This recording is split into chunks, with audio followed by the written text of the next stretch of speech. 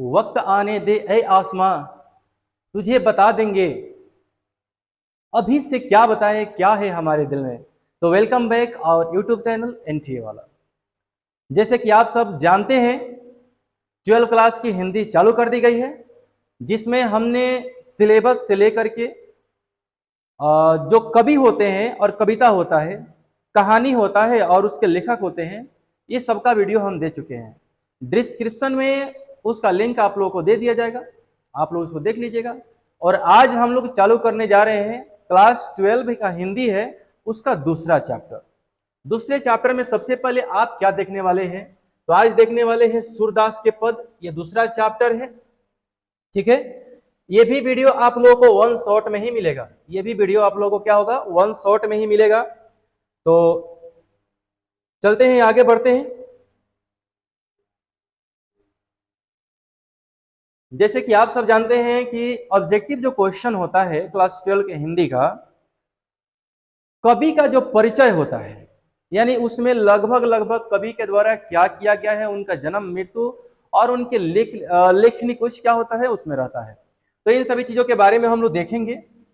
सूरदास का पद चैप्टर हम लोग चालू किए हैं। इसमें सबसे पहले हम देखेंगे सूरदास का जो जन्म हुआ था ना बाबू, तो सूरदास जी का जन्म कब हुआ था, 1478। तो हम आप लोग को बता चुके हैं।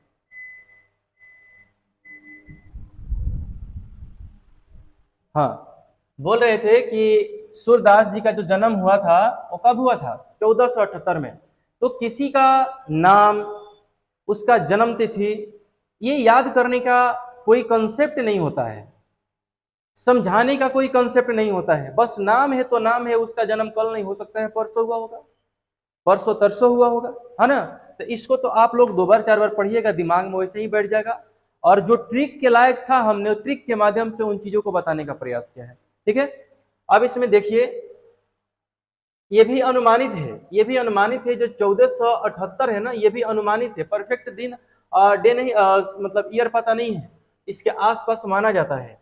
वे दिल्ली के निकट, दिल्ली के निकट बाबू एक जगह है सिंघी नामक गांव में रहने वाले वे थे, यानी कि उनका जन्म का हुआ था सिंघी, दिल्ली के नजदीक में एक सिंघी नामक गांव बसता था, वहीं पे इनका जन्म हुआ था। किसका, तो सूरदास जी का जन्म हुआ था। उनके गुरु, ये इंपॉर्टेंट है, उनके गुरु का नाम था महाप्रभु वल्लभाचार्य। ये आपको देता है, वल्लभाचार्य देता है, ऑप्शन में देता है। ये पूछ देगा कि बताइए कि सूरदास जी के जो गुरु थे उनका नाम क्या था, तो क्या बताइएगा, वल्लभाचार्य बताइएगा। ठीक है, अब देखिए आगे बढ़ते हैं। आगे क्या दिया गया है, वेरी वेरी इंपॉर्टेंट चीज है ये। देखिए, हम तो एक ही बात बताएंगे, आप अगर ईमानदारी से तैयारी करना चाहते हैं तो वीडियो को पूरा देखिए, आधा अधूरा वीडियो देखिएगा कुछ समझ में आएगा नहीं। अब इस सिलेबस को चालू किए हैं, शुरू से अगर देखिएगा तो ज्यादा कुछ है सिलेबस में नहीं, और ईमानदारी से कुछ ध्यान दे देते हैं तो काम हो जाएगा। बताइए, 29 मिनट में आपको हम चैप्टर, वो भी बेहतरीन ढंग में पढ़ा दिए हैं कड़बक। जो उसका वन शॉट वीडियो नहीं, टू शॉट बनना चाहिए था, लेकिन वन शॉट 29 मिनट में बेहतरीन कॉन्सेप्ट दिए हैं। डिस्क्रिप्शन में उसका लिंक है, उसको देख लीजिएगा, ठीक ना। वे पर्यटन, पर्यटन, सत्संग, कृष्ण भक्ति और वैराग्य में क्या करते थे, रुचि रखते थे। आपकी भी रुचि होगी ना किसी चीज में, हर व्यक्ति की रुचि होती है किसी न किसी चीज में। हमारी रुचि है स्टडी में, हमारी रुचि है पढ़ाने में, तो हम पढ़ा रहे हैं। आपकी रुचि है एक्टिंग करने में, आप एक्टिंग कर रहे हैं। उनकी रुचि है गाना गाने में, वो गाना गा रहे हैं। उनकी रुचि कुछ और में है, वो और काम कर रहे हैं। तो वैसे ही जो ये क्या बोलते हैं, सूरदास जी जो थे, उनका पर्यटन यानी कि घूमने में, सत्संग साधु महात्माओं के साथ रहने में, कृष्ण जी की भक्ति करने में और वैराग्य में क्या था, इनकी रुचि थी। ठीक ना। वैराग्य का मतलब बाबू होता है घर गृहस्थी को त्याग करके अकेला जीवन को क्या करना, व्यतीत करना, क्या कहलाता है, वैराग्य कहलाता है। ठीक है, जन्म से, ये देखिए पूरा के पूरा लाइन हम क्या कर दिए हैं, पीला कलर से हम इसको अंडरलाइन कर दिए हैं, यानी समझ लीजिए ये काफी इंपॉर्टेंट चीज है। और जो जो भी इंपॉर्टेंट चीजें है उसको हमने क्या कर दिया है, थोड़ा सा मतलब हाईलाइट कर दिया है। और चीजों को देखिएगा, जन्म से क्या थे बाबू, तो जन्म से अंधे थे। अथवा जैसे जैसे वो बड़े होते चले गए, जैसे जैसे वो क्या होते चले गए, बड़े होते चले गए ना, तो उनकी आंखें, वो भी कौन, दोनों आंखें क्या हुई, चली गई। यानी इसीलिए देखिएगा गांव समाज में कुछ लोग ऐसे होते हैं, बोलते हैं कि साहब सूरदास की औलादे बुझाता। यानी कि कहने का मतलब क्या है, सूरदास जी अंधे थे नहीं, मतलब वो धीरे धीरे उनकी दोनों आंखें क्या होती गई, चलती चली गई। ठीक ना, तो क्या हुए, उनके दोनों आंख चले गए। सुर सागर, साहित्य लहरी, राधा रस केली, सुर शरावली और भी इनकी पुस्तकें हैं, इनके द्वारा लिखी गई पुस्तकें हैं। लेकिन इसमें जो चीजें बताई गई है बाबू, इसमें जो चीजें बताई गई है, इन चीजों को ध्यान में रखिएगा। सुरसागर है, साहित्य लहरी है, राधा रसकेली है और सुर शरावली है। ये काफी इंपॉर्टेंट है, जिसके चलते हमने इसको क्या कर दिया है, अंडरलाइन कर दिया है, यानी कि हाईलाइट कर दिया है। ठीक है, चीजों को समझने का प्रयास कीजिएगा। अब देखिए, सबसे इंपॉर्टेंट चीज हम लोग देखने जा रहे हैं, इसी के आसपास पूरा कविता क्या होगा, आपका पूरा कविता घूमता रहेगा। ठीक है, देखिएगा। हाँ, एक और इंपॉर्टेंट चीज आप लोगों को बता दें, इतना सुंदर आप जो ये पीडीएफ देख रहे हैं ना, पूरा चैप्टर आप पढ़िए, हमारे चैनल को सपोर्ट कीजिए, सब्सक्राइब कीजिए, लाइक कीजिए और अपने दोस्तों के पास शेयर कीजिए। और उसके बाद से आपको ये पूरा के पूरा चैप्टर, आपका जो पीडीएफ है वो देंगे आपको हम बिल्कुल फ्री में। ठीक है, तो चलिए हम लोग आगे बढ़ते हैं, आगे बढ़ते हैं और देखते हैं बाबू पाठ का परिचय। अभी तो कवि का परिचय देख रहे थे ना, अब पाठ का परिचय देखें तो पाठ में हम लोगों को क्या क्या चीजें मिलने वाली है, उन्हीं चीजों को हम लोग क्या करेंगे इसमें देखेंगे। प्रस्तुत पाठ के दोनों पद, बाबू जो ये कविता है इसको दो पदों में व्यक्त किया गया है, ठीक ना। सूरदास रचित सुर सागर से लिया गया है। पीछे हम लोगों ने देखा सुर सागर इन्हीं की लेखनी है ना, सुर सागर इन्हीं की लेखनी है और इन्हीं के लेखनी में से इसको क्या किया गया है, लिया गया है। और इन पदों में सुर की काव्य, काव्य का मतलब बाबू होता है कविता, क्या होता है, काव्य का मतलब कविता होता है। और कला से संबंधित विशिष्ट प्रतिभा, अपूर्व झलक मिलती है। यानी इनकी जो काव्य में शक्तियां है, इनकी काव्य की जो शोभा है, वो सारी चीजें इसमें क्या होती है, देखने को मिलती है। ठीक है, प्रथम पद में दुलार भरे कोमल मधुर स्वर में सोए हुए बालक, एक कृष्ण बच्चा है, यानी कृष्ण जी है, वो जो सोए हुए होते हैं, मधुर आवाज में उनकी माँ क्या करती है, उनको जगाने का प्रयास करती है। श्री कृष्ण को उनकी माँ क्या करती है, मधुर स्वर में उनको जगाने का प्रयास करती है। जब भोर होता है तो भोर होने की सूचना देते हुए उन्हें क्या करती है, जगाए जा रही है, जगाए जा रही है। और दूसरा पद जो होता है ना, उस पद में क्या होता है, जो पिताजी होते हैं, नंद बाबा जो होते हैं ना, उनके गोद में बैठ करके क्या करते हैं, बालक कृष्ण जो होते हैं ना, बालक कृष्ण जो होते हैं वो भोजन करते हैं। मतलब यही चीजों को दिखाया गया है। दो पॉइंट आप कंप्लीट कर लीजिएगा। पहला जो पॉइंट है, पहला जो पद है, उस पद में जो उनकी माँ होती है, यशोदा माँ होती है, उनको जगाने का प्रयास करती है और बहुत प्रेम भरे स्वरों में जगाने का प्रयास करती है। हम लोग क्या जैसे नहीं, हम लोग क्या तो मतलब अजीबे होता है, ठीक ना। एक हाली में जग ले तो ठीक है ना, तो दूसरे के बारे में तो समझ लो कि हाँ, समझ रहे ना। तो वही है, पहले पद में क्या हो रहा है, जगाने का प्रयास किया जा रहा है, वो भी मधुर स्वर में। और दूसरे पदों में क्या किया जा रहा है, जब जग जाते हैं श्री कृष्ण तो बाबा नंद के गोद में बैठ करके क्या करते हैं, भोजन खाते। बड़ी मैंने अच्छी लाइनों को उठा करके सूरदास जी ने क्या किया है, इसमें प्रस्तुत करने का काम किया है। बड़ा मनोरम दृश्य है, देखते हैं बड़ी मजा आएगा, ठीक ना। अब देखिए आगे बढ़ते हैं। एनटीए वाला चैनल को क्या कीजिए, थोड़ा सा सपोर्ट कीजिए, सब्सक्राइब कीजिए और हमें भी क्या कीजिए, आगे बढ़ाने का प्रयास कीजिए, ठीक है।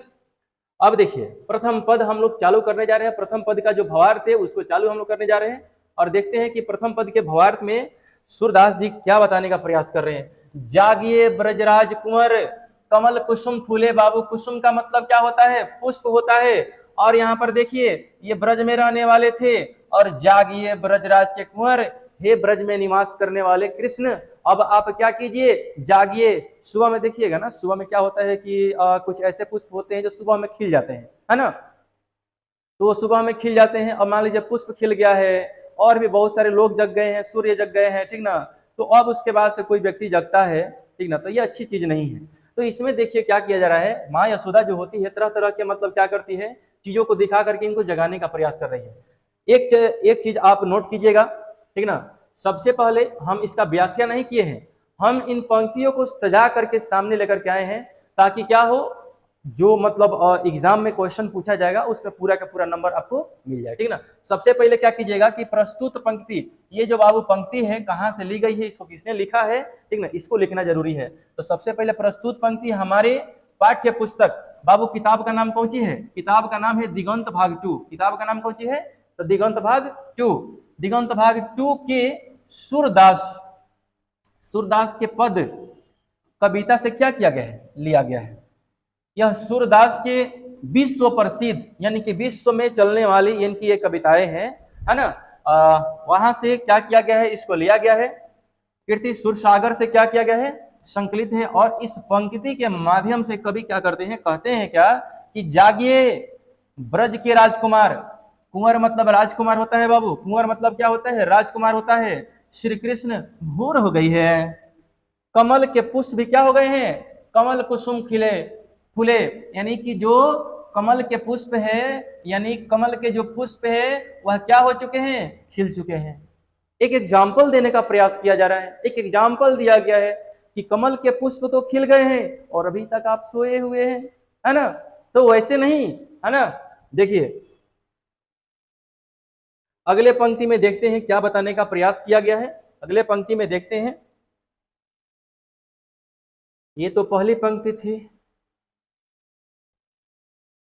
देखिए, कुमुद बिरिंद संकुचित भये, अभृंग लता भूले।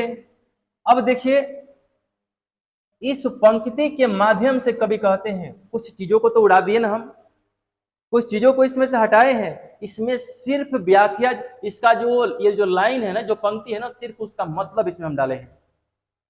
अब आप इसमें क्या कीजिएगा कि जब भी आपका ये क्वेश्चन पूछता है, एग्जाम में पूछता है, तो सबसे पहले काम आपको ये करना होगा कि लिखना होगा कि प्रस्तुत पंक्ति हमारे पाठ्य पुस्तक दिगंत भाग 2 के, है ना, दिगंत भाग 2 के, ये मतलब जैसे जैसे किया गया हम पहले पंक्ति में समझाने का प्रयास किए हैं, आप वैसे वैसे लिखने का प्रयास कीजिएगा। अब इसके बाद से आपको क्या मिलेगा, सिर्फ जो ये पंक्ति है उसका भावार्थ आप लोगों को मिलेगा, ठीक ना।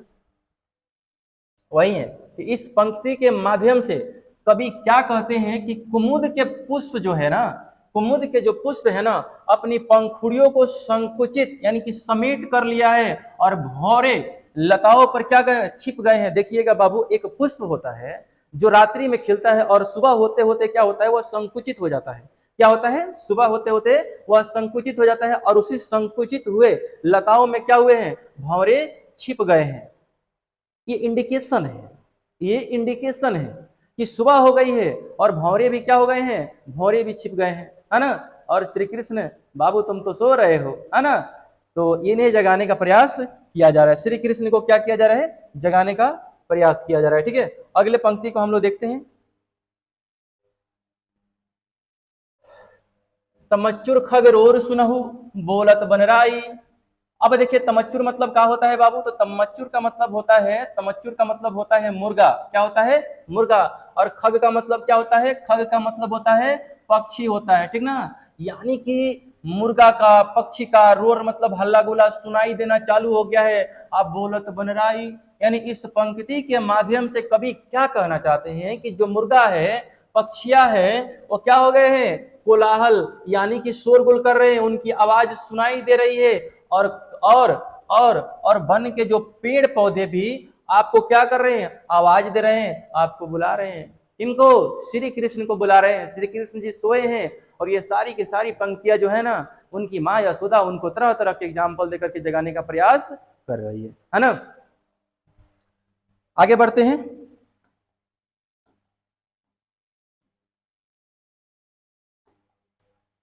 रंभाती गो खरिकन में बछरा हित धाई, यानी कि रंभाती यानी कि जो गैया है ना, गैया है ना, वो बोल रही है। क्यों बोल रही है, तो इस पंक्ति के माध्यम से कभी कहते हैं कि जो गौशाला में क्या है, गाय भी है, वह आवाज दे रही है और बछड़े जो है दूध पिलाने के लिए क्या है, उनकी ओर दौड़ रहे हैं। यानी कि सुबह सुबह का समय है, तो बछड़ा जो होता है वह दूध पीने के लिए क्या है, बेचैन है। ऐसा थोड़ी है ना रात में दूध पी लेगा जा करके, नहीं, सुबह में दूध पिएगा और शाम को दूध पिएगा, ठीक ना। तो वही बात है, बात समझ रहे हैं ना। अब देखिए आगे बढ़ते हैं,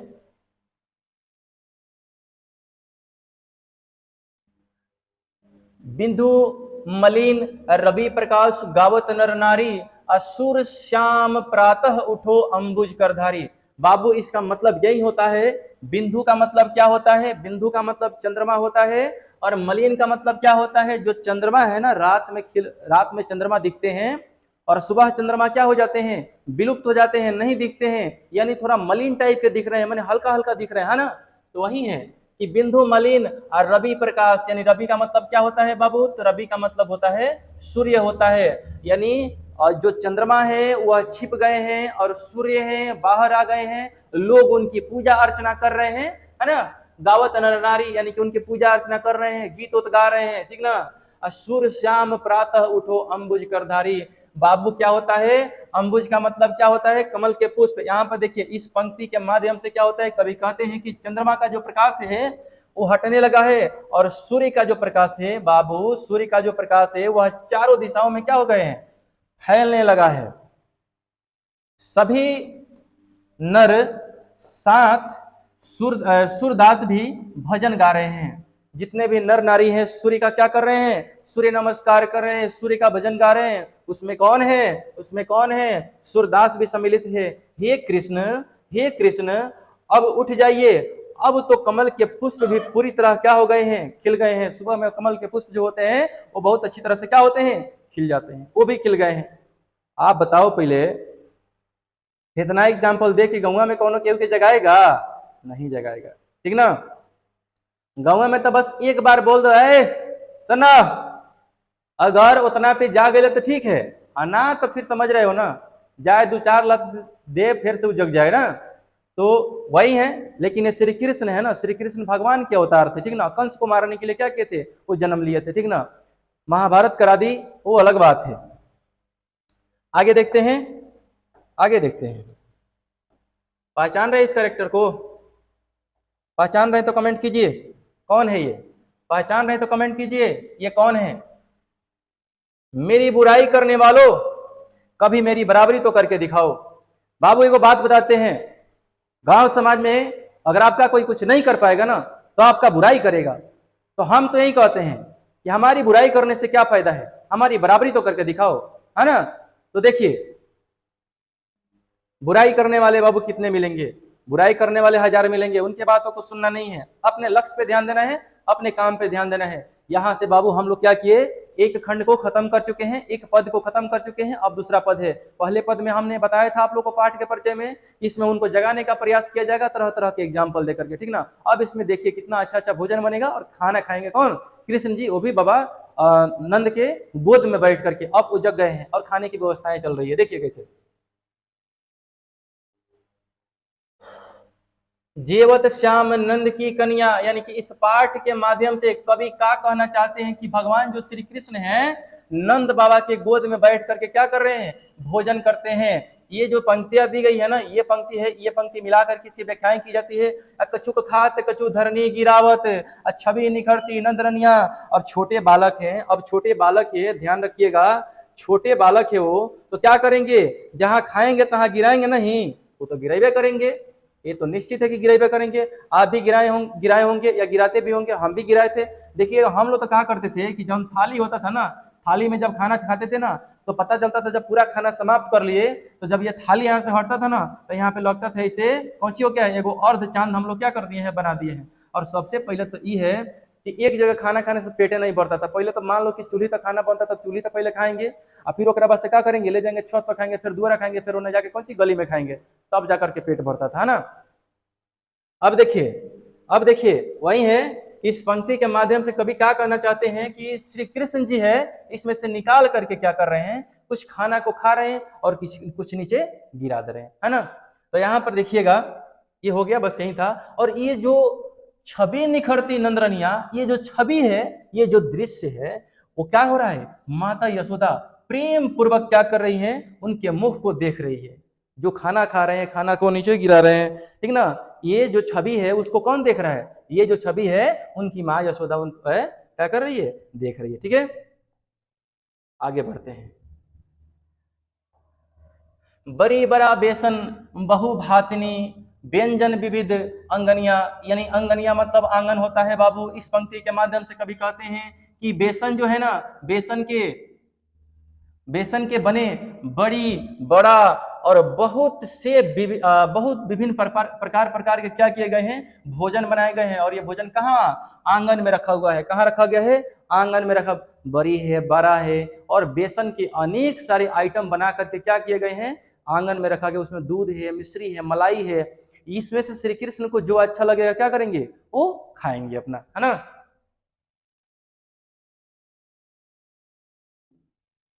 देखिए अब है इस पंक्ति के माध्यम से हम लोग देखते हैं कि डारत खात लेत अपने कर मतलब क्या होता है बाबू, लाख माता पिता खिलाना चाहे ठीक ना, लेकिन अपन हाथ में हम लोग क्या करते हैं, डाल ही देते हैं। तो वही है कि अपन अपने कर रुचि मानत दही दो दनिया, यानी क्या होता है, सामने बहुत सारा बेसन के आइटम पर रहता है, दही है, मिश्री है, माखन है, मलाई है और बहुत सारी चीजें वहां पे प्रेजेंट रहता है ना।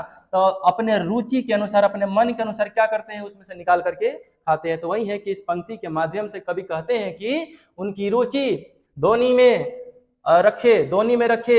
जो दही होता है ना, एक बनाया जाता है इस प्रकार से, उसी में क्या होता है, दही का मटका रखा हुआ है ठीक ना, और दही और माखन में क्या करते हैं, अधिक वो रुचि रखते हैं और अपने हाथों से क्या करते हैं, उठाकर खाते हैं। और कुछ क्या कर देते हैं, छोड़ देते हैं, कुछ खाते हैं, कुछ छोड़ देते हैं, कुछ इन्हें उन्हें छीड़ देते हैं, गिरा देते हैं, है ना।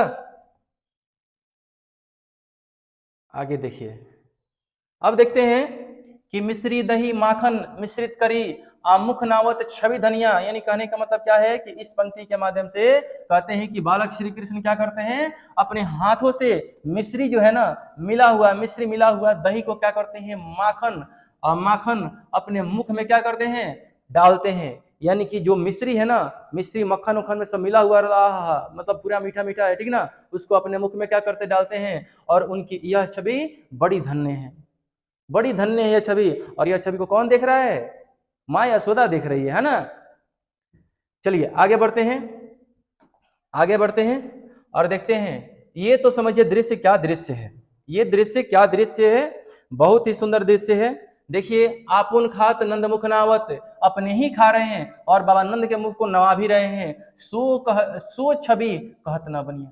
बाबू एक बात बताते हैं, वो खुद खाते हैं, अपने पिता को भी क्या करते हैं, उनका मुख नवा करके उनको खिलाने का प्रयास करते हैं। और यह छवि मतलब क्या कहा जाए, अजीब दृश्य है।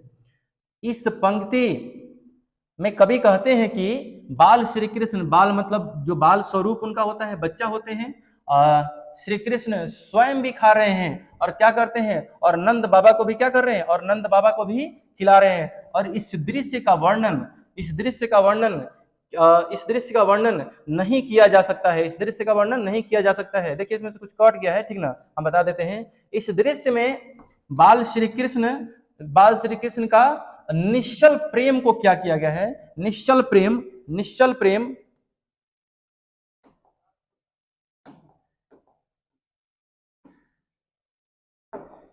निश्चल प्रेम और उनके पिता नंद बाबा का आनंद, जिसका वर्णन शब्दों में नहीं है। क्या दृश्य होगा वो, जब नंद बाबा को वो क्या करते होंगे, अपने हाथों से खिलाते होंगे। और यह छवि देखने वाले जो होंगे वो काफी धन्य होंगे कि श्री कृष्ण भगवान स्वरूप अपने पिता नंद बाबा को क्या कर रहे हैं, भोजन खिला रहे हैं। कितना सुंदर दृश्य होगा, है ना।